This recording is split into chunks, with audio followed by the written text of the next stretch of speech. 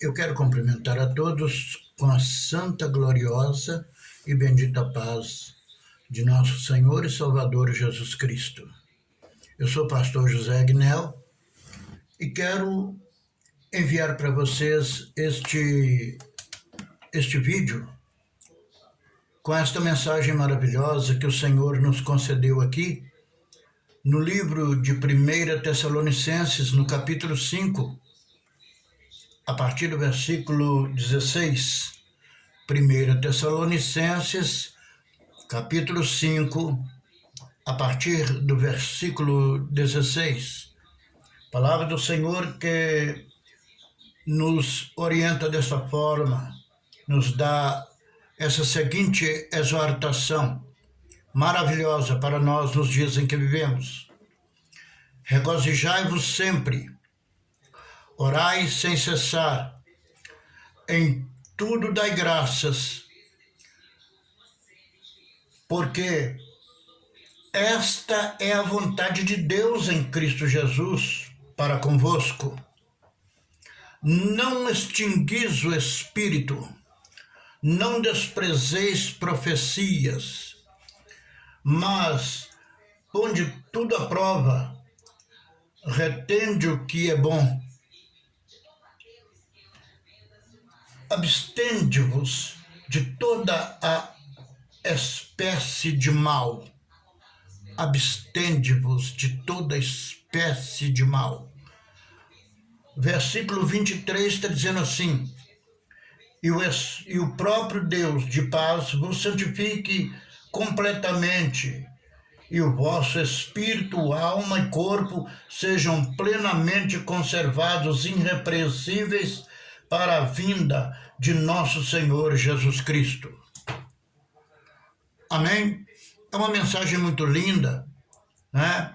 Que nós encontramos aqui no livro de 1 Tessalonicenses, 1 Tessalonicenses, capítulo 5, a partir do versículo 16. A palavra que nos diz para nós regozijarmos sempre. Você regozijar sempre é você manter aquele gozo, aquela alegria que você teve desde quando você aceitou ao Senhor Jesus como Salvador. É manter o gozo, voltar ao primeiro amor. É procurar fazer as obras como está escrito no livro de Apocalipse. Deus falando com a igreja, certamente de Éfeso. Éfeso foi uma igreja que foi fundada debaixo do fogo, debaixo do poder. Quando 12 homens foram batizados com o Espírito Santo, quando Paulo passou pelas regiões mais altas de Éfeso, uma igreja abençoada, uma igreja que estava debaixo do poder de Deus, uma igreja que Deus amou, agradou das obras deles. Teve, porém, uma coisa que Deus mostrou para o anjo da igreja de Éfeso, que Deus sentia bem com o que ele fazia, era aborrecer as obras dos nicolaítas, disse, a qual eu também aborreço. O que é aborrecer as obras dos nicolaítas? É as obras que Deus aborrece. E quais as obras que Deus aborrece? Está logo na frente aqui no versículo 23. A obra que Deus aborrece é a pessoa que muitas das vezes quer viver da maneira que ele quer e achar que Deus tem que engolir ele do jeito que ele acha que tem que ser. Ele quer assim, se Deus quiser me aceitar assim, tudo bem. Se Deus não me aceitar assim, mas Deus não é assim. Quem precisa de Deus, quem está precisando do Senhor, não é Deus que precisa mais de nós. Quem precisa mais de quem?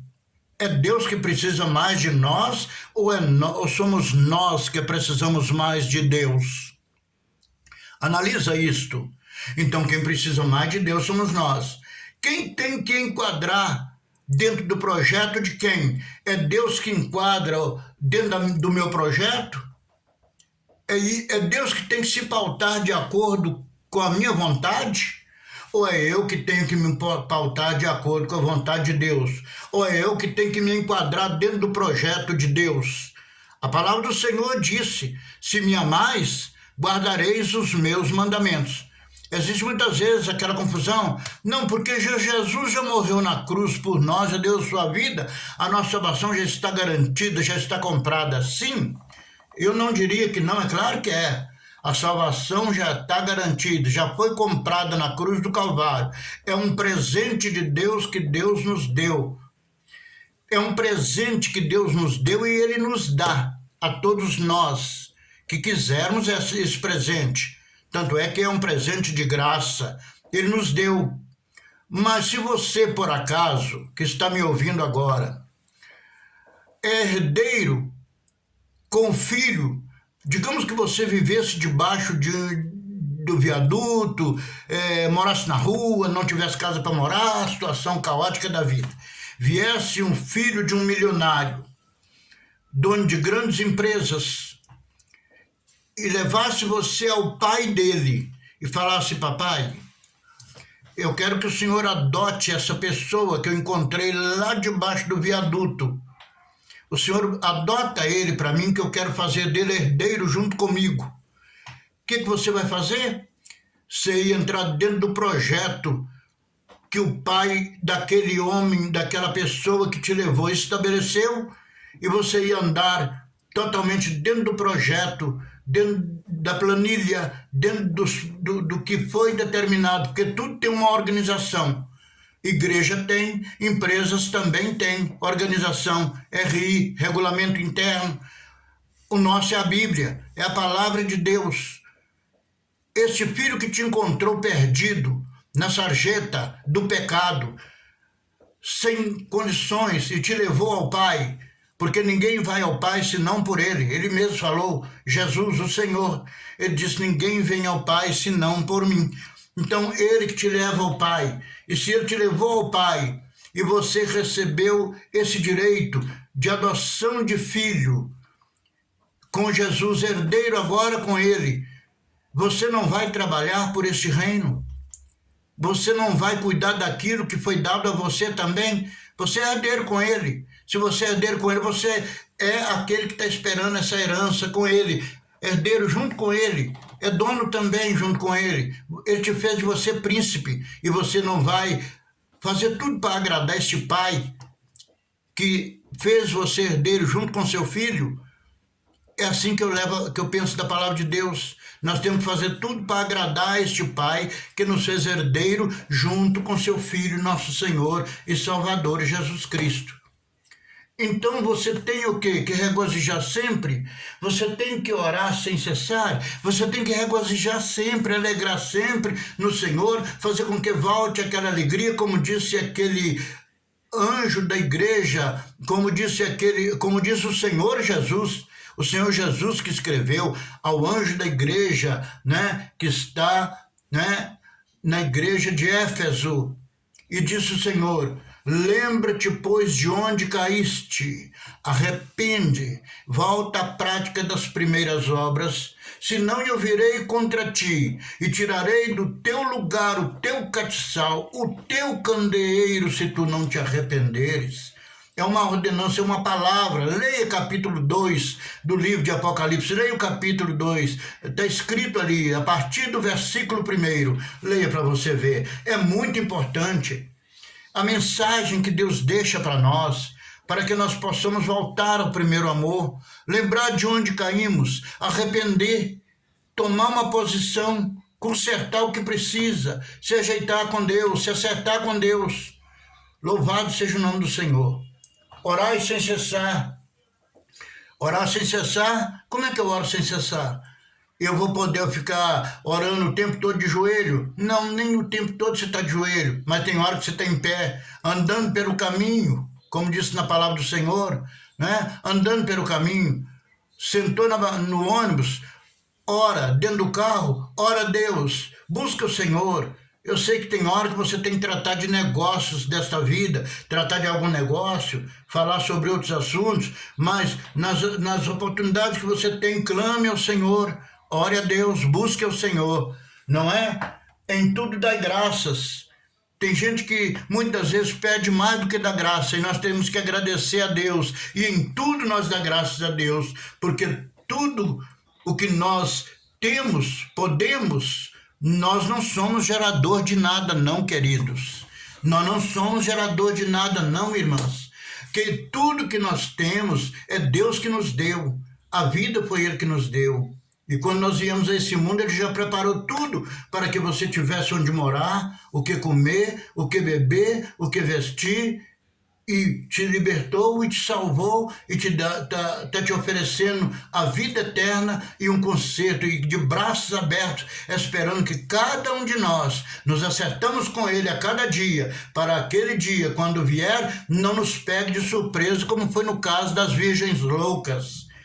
5 eram loucas e 5 prudentes. Então nós temos que tomar cuidado para não passar, não chegar aquele dia e nós estarmos como no caso das virgens loucas, que não tinham azeite na vasilha, porque esperaram para comprar na última hora. Que não sejamos assim, não é? Então, orar sem cessar, em tudo dá graça, porque esta é a vontade de Deus em Cristo Jesus para convosco, para comigo, para com você, para com o Senhor, para com a senhora, para com o jovem, para com todos vocês e para com todos nós.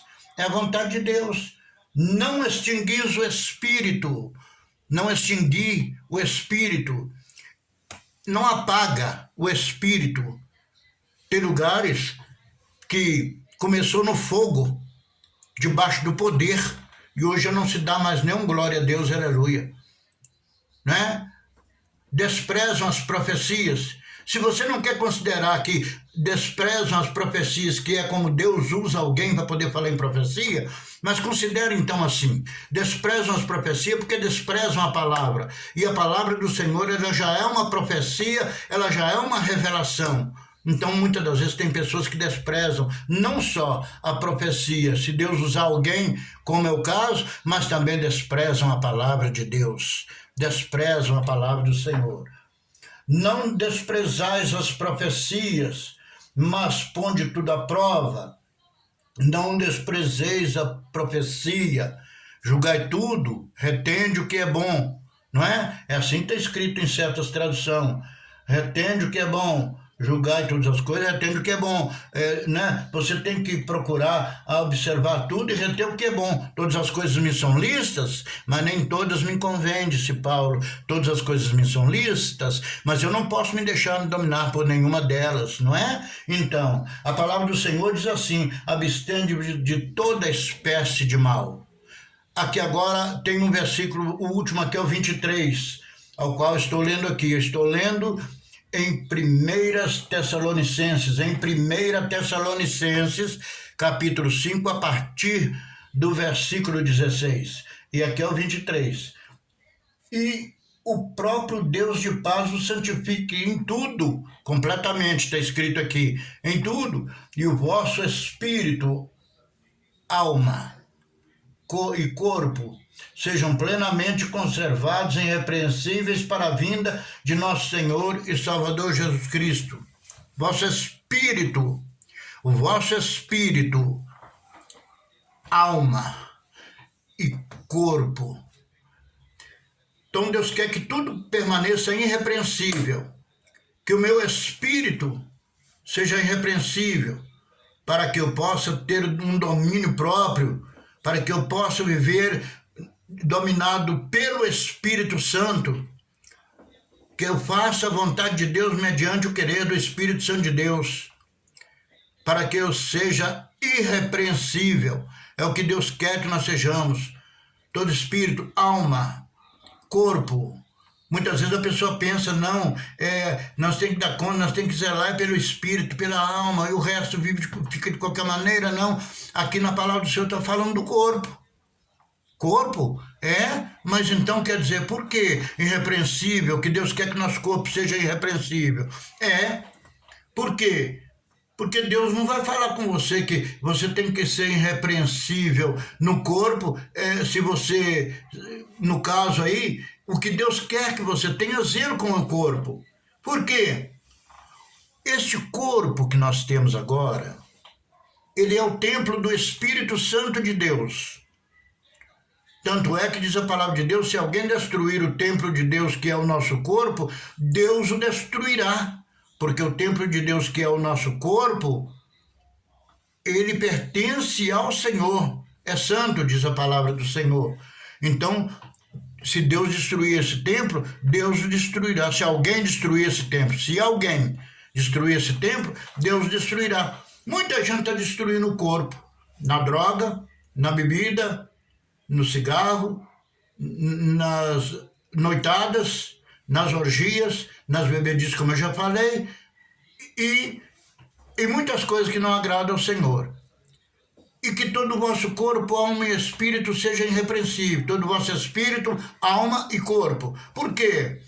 Você tem que evitar essas coisas para que o seu corpo goze de uma perfeita saúde.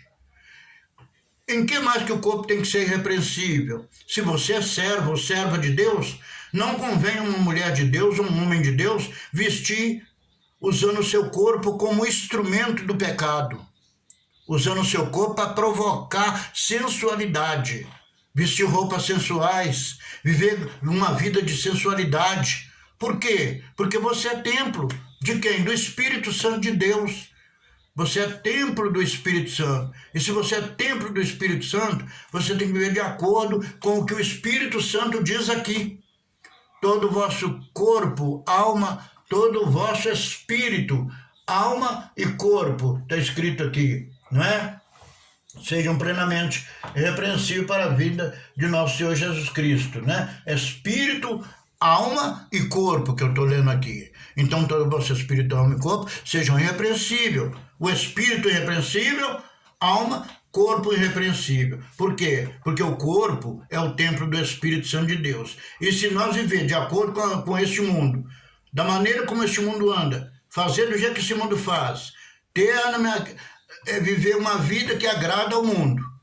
Eu falei um dia desse, na pregação, na congregação, que aquele crente que o mundo anda batendo a mão nas costas dele, dando ele parabéns, e que tem aquela amizade inteira com o mundo, e fazendo a vontade do mundo, e agradando o mundo, fazendo tudo que agrada as coisas dessa vida, se nós não separarmos-nos num sentido, não de deixar de pregar o evangelho do Senhor, não deixar de ser comunicativo para pregar a palavra. Nas oportunidades, aproveita. Paulo falou que nós devemos aproveitar as oportunidades que temos para poder divulgar, disseminar, transmitir a palavra do Senhor. Paulo é uma pessoa que fez de tudo com o fim de ganhar a todos. Mas eu estou dizendo, é no sentido de nós viver uma vida inteiramente em comunhão com Deus e para Deus. E não ameis este mundo, como está escrito na palavra do Senhor, porque aquele que ama este mundo, o amor do Pai não está nele. O mundo passa com as suas paixões e concupiscência, mas aquele que serve ao Senhor, que teme ao Senhor, que anda de acordo com a palavra do Senhor e que procura obedecer ao Senhor, esse permanecerá para sempre. Jesus nos prometeu ressuscitar nós, na vinda dele, no dia do arrebatamento, quando ele vier buscar a igreja. Então aí ele prometeu: nem todos dormiremos, mas transformados seremos todos, num momento, num abrir e fechar de olhos, ante a última trombeta, porque a trombeta soará e os mortos em Cristo ressuscitarão incorruptíveis. Então convém que isto que é mortal se revista da imortalidade, isto que é corruptível se reviste da incorruptibilidade. E quando isto que é mortal se revestir da imortalidade, e isto que é corruptível se revestir da incorruptibilidade, então cumprir-se-á a palavra que está escrita: tragada foi a morte na vitória.